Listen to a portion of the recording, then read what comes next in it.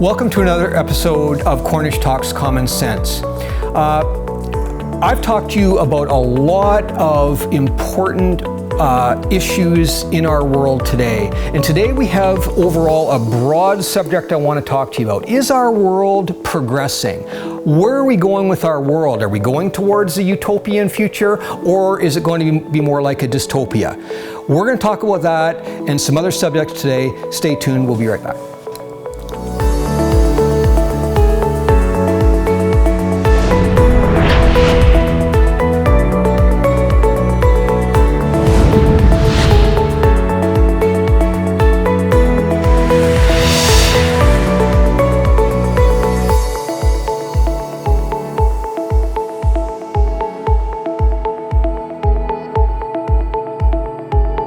Welcome. Hello. My name is Phil Cornish. I'm your host for Cornish Talks Common Sense, and we are here for another segment today.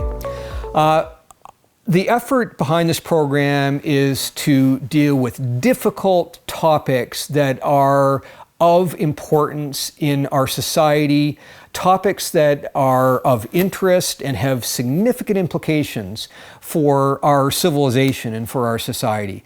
And so I think we've undertaken a number of those. In our last program, I talked to you about psychiatry and how it has actually played a significant role as to how we conceive of mental disorder today and how we treat mental disorder. That was a topic that I think was novel, and I want to just touch on that just quickly again before I look at an overarching topic of where we are in the world today. Have we progressed the way that people think we've progressed or not? And just before I get there, I want to just talk again about this idea of how we think, because the psychology of how we think today is of great importance to how our behaviors unfold in the world. And so I talked to you last time about the idea that post-traumatic syndrome is something that really was invented only about the time and with the coming of World War I. And now it's taking on a robust and overwhelming influence in our world today. Everybody often you hear has had some kind of a trauma that has led them to a post-traumatic stress disorder. Is that real, or is some of that really almost imagined or generated in our physiological makeup because of how we're told to think? Feelings becoming elevated, and so how we feel becomes the be-all and the end-all. And I have some other books with me today that really are important to this topic. One is called The Book of Woe, the DSM and the Unmaking of Psychiatry. And in my last topic, you heard me speak about that subject of how the manual for psychiatrists has generated the whole concept of how we feel about ourselves and what's normal or abnormal. And another book I have today is one called It Didn't Start With You, How Inherited Family Trauma Shapes Who We Are and How to End the Cycle. And this is a fascinating book that shows how intergenerationally, again, behaviors can be thrust upon you. Sometimes it's subconscious, sometimes it's conscious. Sometimes it's done unconsciously by parents to children and so on that generate this flow of feelings and how to handle behaviors that are considered traumatic. And so this kind of topic has become significant in our world today. And it's led to the creation of one other kind of thinking today. And that's the idea that everybody is now seen as being a victim.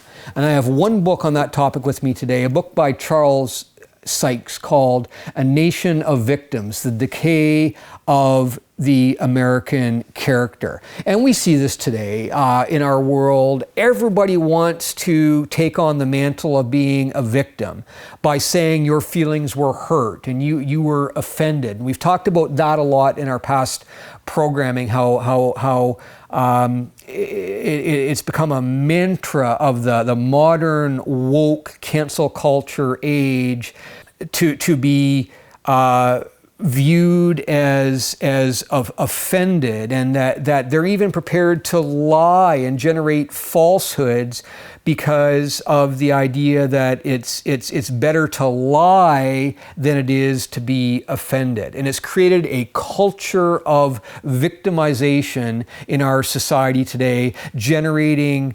factionalism and generating conflict, as we see happening with Black Lives Matter and anti-colonialism and the notion of white supremacy. All of these things are all generated just in our modern era by these kind of background mental and social constructs that have led to different thinking, distortions about mental health and what is normal behavior, and a culture of victimization that everybody seems to want to claim. Now, how did this all start? Well, remember the basic themes at the start of our programming that I ran through, and I just want to touch on those quickly today. You remember the first of those that I talked about was the idea of the advent of postmodernism, this notion generated quite substantially by philosophers like Charles Derrida, perhaps John Paul Sartre and Michel Foucault certainly, who have told us that there is no longer any such thing as objective truth. Objective truth no longer exists because now we all simply rely on our subjective view as to what truth is. Truth is what you feel it is. And so truth can be different for every individual that had their own truth. Let me read to you a quote from John Paul Sartre, who said, "You are free, therefore, to choose. That is to say, invent. No rule of general morality can show you what you ought to do."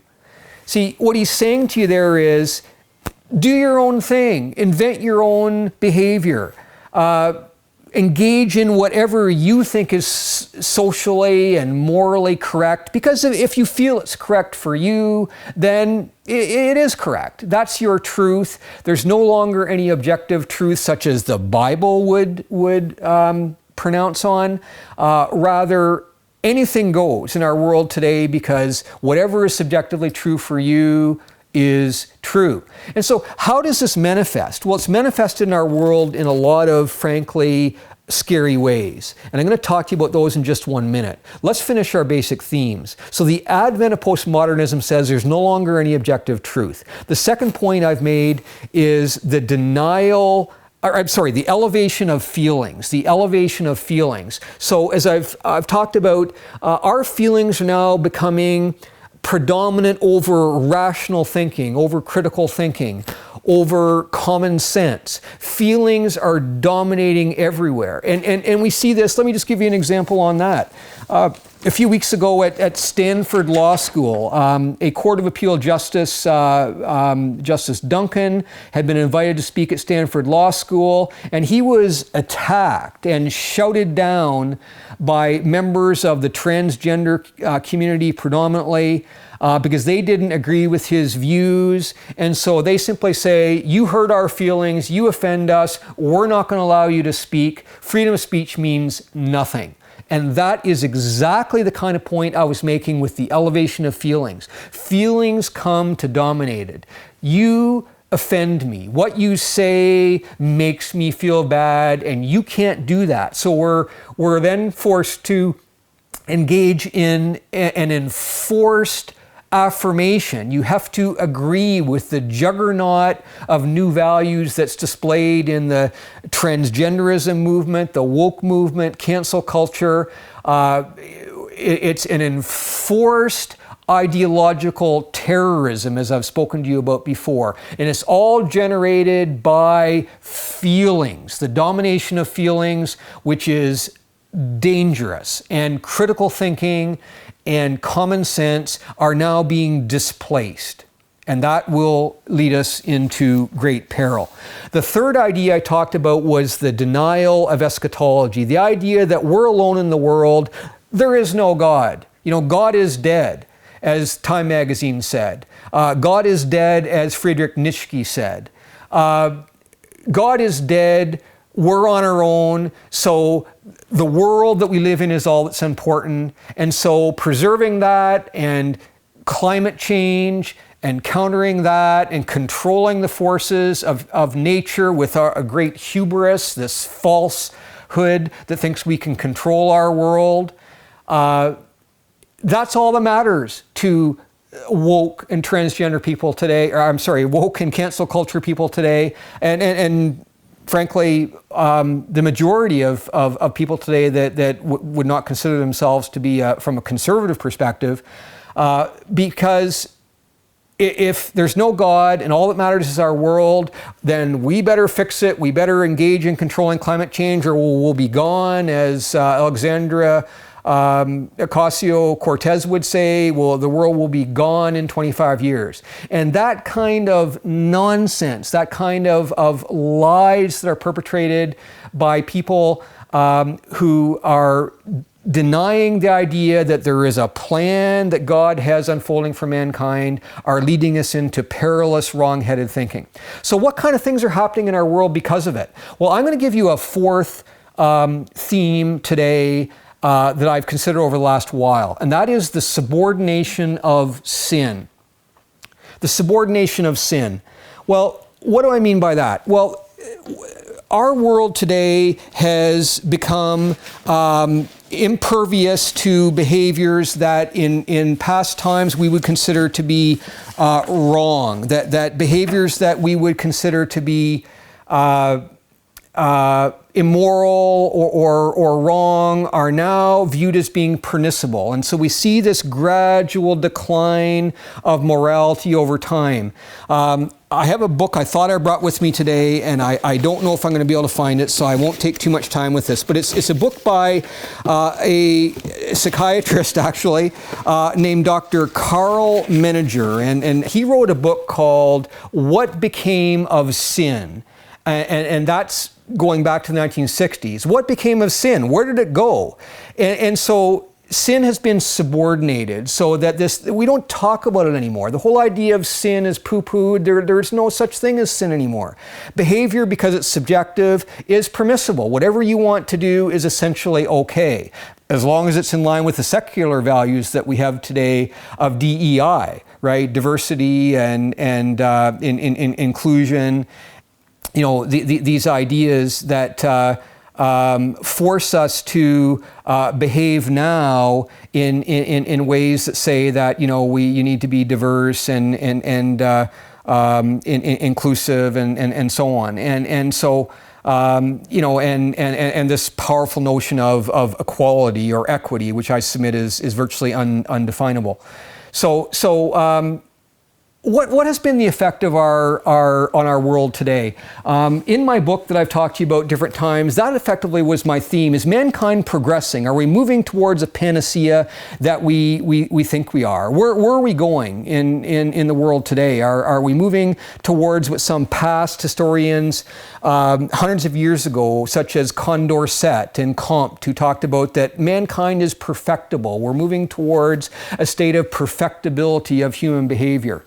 And I'm going to suggest to you this is a falsehood. This is another bill of goods that you've been sold. What is happening in the world today? Well, contrary to those like Steven Pinker, who has written a book called Enlightenment Now, The Case for Science, Reason, Humanism, and Progress. And a more recent book he's written on rationalism. Thinking in our great cognitive hubris that mankind can overcome nature and mankind can overcome all the elements of our world. And we're now seeing that this is dangerously wrong-headed. We don't think rationally because our feelings have come to dominate, and we have allowed false philosophies like humanism and cancel culture and wokeism to guide our behavior. So where is it leading us? Where is this taking us? Well, in my book, I talked about crime and social dysfunction and the decline of the family and all the things today that are causing us the kinds of incidents that we find happening in our world today. So I cut out an article this week called 2 Iowa Teens Plead Guilty to Beating Their Spanish Teacher to Death Over a Bad Grade. Is that what our world's come to? That students will kill a teacher because they get a bad grade? Well, look at what I said in my book just now 25, 30 years ago, where I talked about the decline of the family structure and where our society was moving. And I talked about, at page 7 of my book, a teenager kills his parents for the insurance money. An 18-year-old hockey player, disgruntled after being cut from his team, slashes the throats of 2 teammates and leaves them for dead. A mother hatches a murder plot in an effort to secure her daughter a spot in a high school cheerleading squad. Parents of a 13-year-old lock their son in a closet, leaving him to starve. These kinds of stories I talked about 30 years ago, and they're only increasing and growing in our world today, such as the one I've talked to you about just a moment ago. And we're seeing this in all kinds of dysfunction, where we see just this week as we tape this program that 3 people, including a young 6-year-old girl, was shot by a person, a neighbor, because they rolled a basketball into his yard. And 2 other girls, cheerleaders, who tried to get into a wrong car in a parking lot and were shot. I mean, these kind of behaviors are now happening in our society all over the world. And we could go on and we can talk about war, Ukraine. We all know about the impact that's had on us. And other phenomena that are unfolding in our world that are leading us into perilous states. We could talk about drag queens, right? Where grown men are dancing and lifting their skirts and often singing vulgar lyrics to young children as young as kindergarten and grade 1 age. And I have another article with me today when there is a dispute over a fashion company, Balenciaga, that was creating bondage clothing for children. I actually have a picture of that. This is the kind of behavior that's happening. And I have a story from New Zealand where a women's rights worker was attacked by transgender people, just trying to speak publicly, and was attacked. And so what we're seeing, you'll recall from a prior program I said, is we're living in a world that has become unglued, where all the things morally that held us together are now becoming unglued. And we're seeing the kind of decadence and immoral behavior happening everywhere in our world. I cut out one other article today, a new TV show called reality TV, MILF Manor, where different mums watch their sons flirt with other mothers. If you can imagine, this is the kind of thing that is normalized in behavior today. And let me throw out another one. I saw this by accident on a certain television channel a while ago, a program called Your Pretty Face is Going to Hell. A program set in a supposed hell with demons, talking about, for example, a character, a bumbling employee in hell who schemes to condemn human souls to hell but often fails. And other ways in which a positive face is put on subjects like that. And it's other programming on television, a program called Good Omens and Lucifer and Preacher, where moral values and the idea of God are discounted. Sin is subordinated. There's nothing wrong with it. Why? Well, because as statistics tell us now, only 43% of millennials even believe in God. And in fact, they say they don't even know or care, much less don't believe in God. They don't even care about whether God does exist, and certainly don't know that he does. And only 6% of Americans now actually hold an actual biblical worldview. These kind of statistics should be shocking to you, but I'm here to say to you, this is an entirely predictable consequence of all the development of the themes I've said to you that have led us exactly to this place in the world where we are. Progress. Are we really moving forward as humanity? And I would submit to you that is a falsehood. It's a lie that simply is part of our human willingness to self-deceive ourselves. The self-delusion, which I could talk a lot to you about. I have a lot of books on that as well. That is deceiving ourselves into what is happening in the world. And we need to pay attention to this because the direction of things is quickly going towards a dystopia, into an abyss from which mankind is not going to find a welcome place. This difficult topic is one that needs to be spoken. I hope you appreciate what I've said today. Thank you again for listening.